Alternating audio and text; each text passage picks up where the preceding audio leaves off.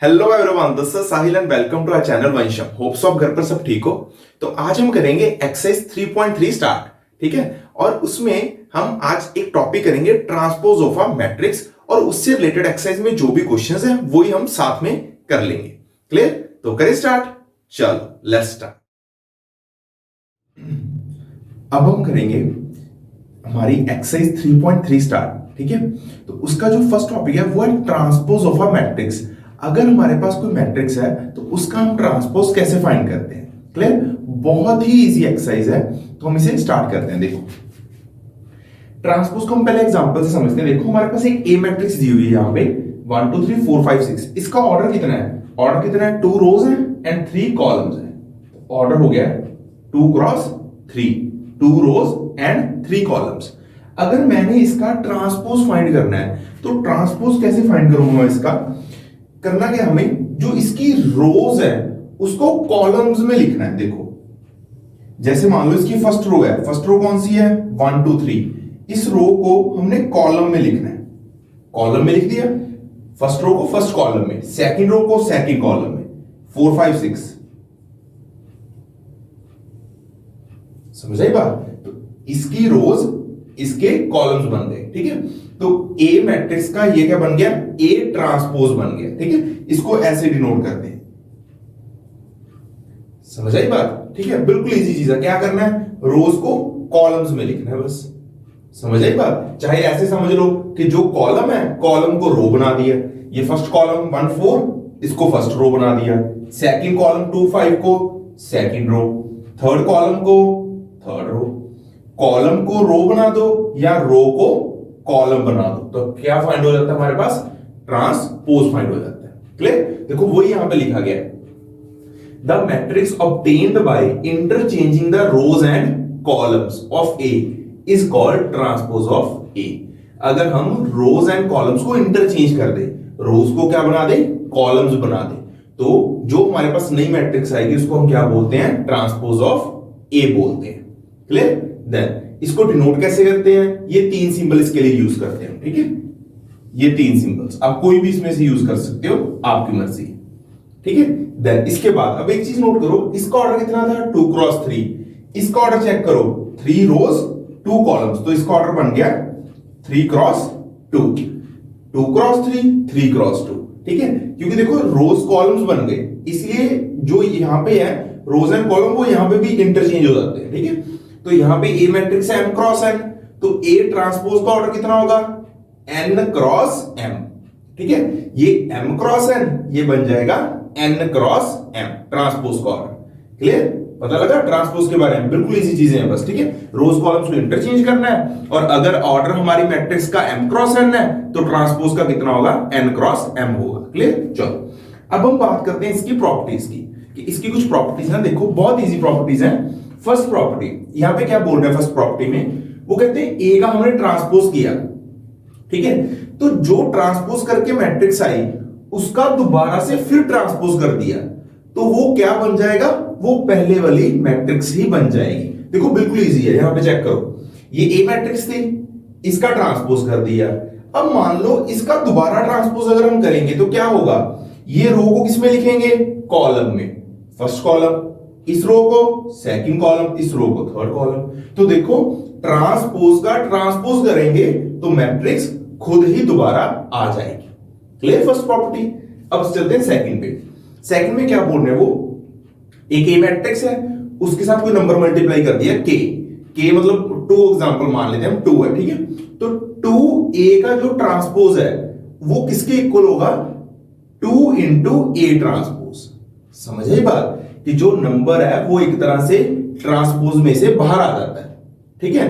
2a का transpose क्या बनेगा? 2 इंटू ए ट्रांसपोज, इसके इक्वल होता है।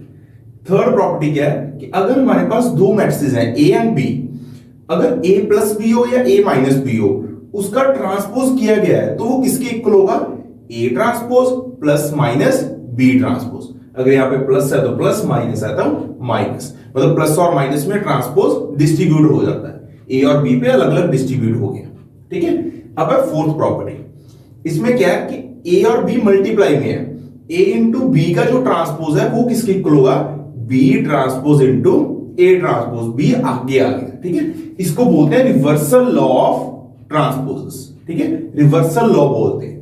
ये ध्यान रखना आपने, अगर दो की जगह तीन मैट्रिक्स भी हो जाए ए बी सी, तो ए बी सी का ट्रांसपोज किसके इक्वल होगा? C transpose into B transpose into A transpose. बस पीछे से स्टार्ट करके हमें आगे तक जाना है, समझ आई बात? तो ये हो गए हमारे 4 प्रॉपर्टीज, क्लियर। अब इस पे हम क्वेश्चन करते हैं तो हमें अच्छी तरह से क्लियर हो जाएगा। देखो क्या करना है हमें एक दे दिया उन्होंने ए ट्रांसपोज, ठीक है, ए ट्रांसपोज, एक दे दिया बी मैट्रिक्स, और ये हमें फाइंड करना है, ठीक है, हमें फाइंड करना है। 4th क्वेश्चन है हमारी एनसीईआरटी का, ए प्लस 2b ट्रांसपोज, ये फाइंड करना है। अब देखो हम इस पे प्रॉपर्टीज यूज करते हैं अपनी। ये देखो ए मैट्रिक्स होगी एक, ये होगी हमारी सेकंड मैट्रिक्स। ये कंफ्यूज नहीं होना कि यहां पे बी लिखा है यहां पे 2b लिखा है, यहां पे ए और बी का जस्ट मतलब क्या है, कोई भी मैट्रिक्स है, दो मैट्रिक्स, तो एक हमारी ये मैट्रिक्स होगी ये, और दूसरी ये होगी, ठीक है।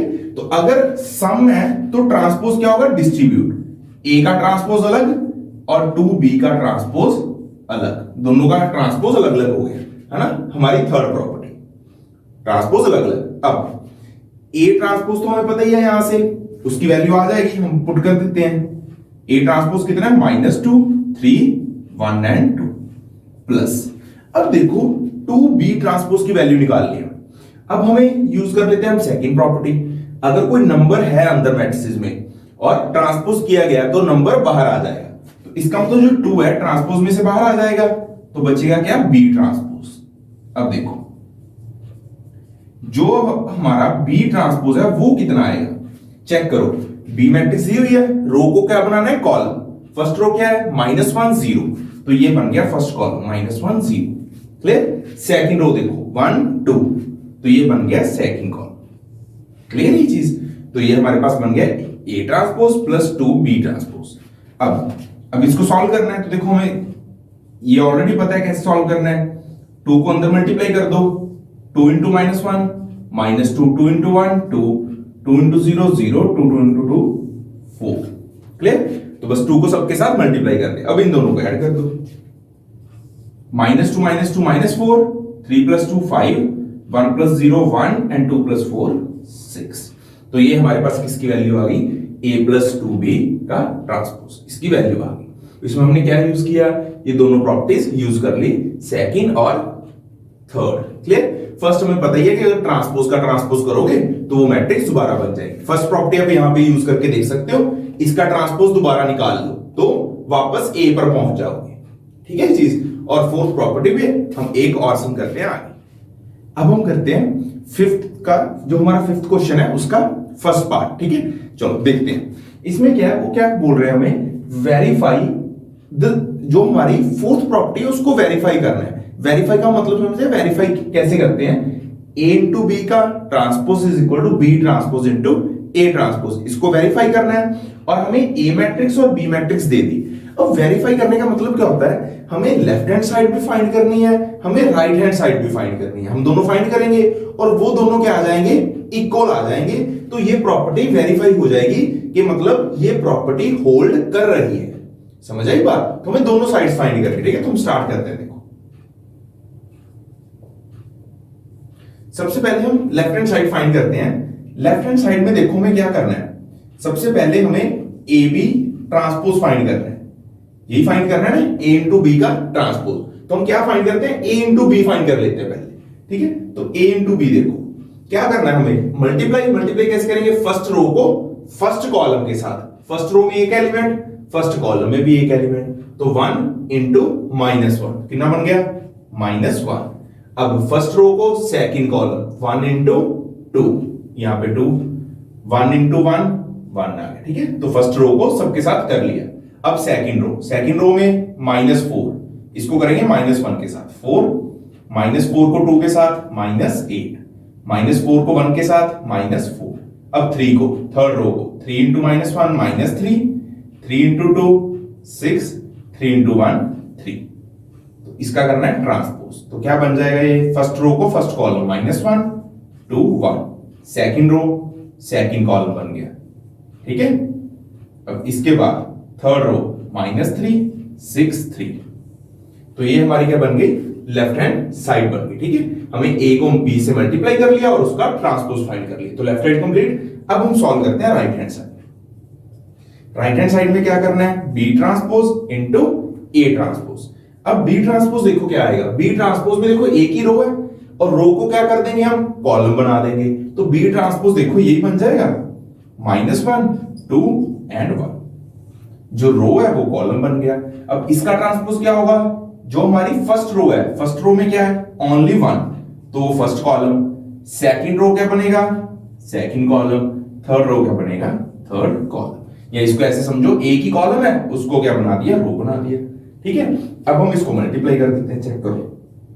अब देखो जैसे हमने ए को बी के साथ किया था मल्टीप्लाई, वैसी सेम आपको इस मैट्रिक्स को इससे मल्टीप्लाई करना है। तो अब क्या देखोगे, ये सेम मैट्रिक्स बन जाएगी हमारे पास। मैं इसको मल्टीप्लाई नहीं कर रहा, ये आपको खुद करना है, ठीक है। बनेगी ये सेम मैट्रिक्स, ठीक है। जैसे फर्स्ट को फर्स्ट के साथ, फिर फर्स्ट को सेकंड, है ना, ऐसे फिर सेकंड, ये सेम करना है, ठीक है। तो ये सेम मैट्रिक्स बन जाएगी। तो इसको हम नेम दे देते हैं फर्स्ट, इसको सेकंड, फ्रॉम 1 एंड 2। हमारे पास क्या आ गया, from 1 and 2 left hand side is equal to right hand side. Clear. तो ये वेरीफाई होगी कौन सी प्रॉपर्टी, अगर हम a इंटू बी का ट्रांसपोज करें या b transpose into a transpose करें, दोनों क्या आएंगे, सेम ही आएंगे। क्लियर। अब हम चलते हैं नेक्स्ट क्वेश्चन पे। हम 6th क्वेश्चन का फर्स्ट पार्ट डिस्कस करते हैं। इसमें एक ए मैट्रिक्स हमें दी हुई है और हमें क्या करना है, हमें ये चीज वेरीफाई करनी है। वेरीफाई मतलब ए ट्रांसपोज को ए से मल्टीप्लाई करना है, तो क्या बनेगा, आइडेंटिटी मैट्रिक्स बननी चाहिए, ठीक है। तो हम स्टार्ट करते हैं, बिल्कुल इजी क्वेश्चन है। ए मैट्रिक्स हमें पता ही है, हम ए ट्रांसपोज फाइंड कर लेते हैं।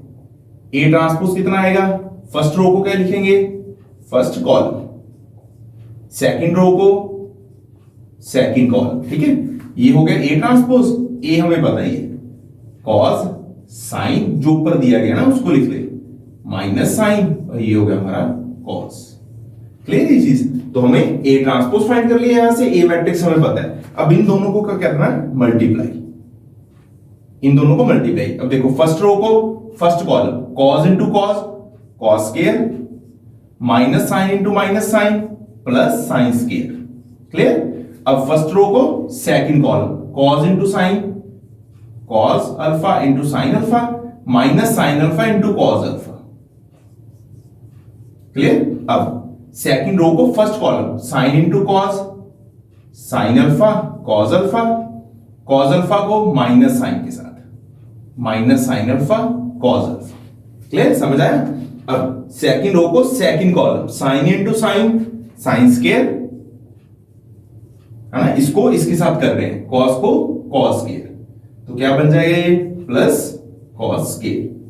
क्लियर। अब देखो cos square plus sine square 1, ये देखो ये सेम ही बन गया, तो ये कैंसिल हो गया हमारे पास, तो ये बन गया 0, ये भी कैंसिल हो गया, ये भी बन गया 0, ये क्या बन गया 1। तो देखो ये क्या बन गया, आइडेंटिटी मैट्रिक्स। क्लियर। तो ये हो गया वेरीफाई। तो अब आपने हमारी जो एनसीईआरटी 3.3 है उसके फर्स्ट 6 क्वेश्चंस कंप्लीट हो गए, ठीक है। और उससे आगे जो एक्सरसाइज रहेगी वो हम अगली नेक्स्ट वीडियो में कंप्लीट करें।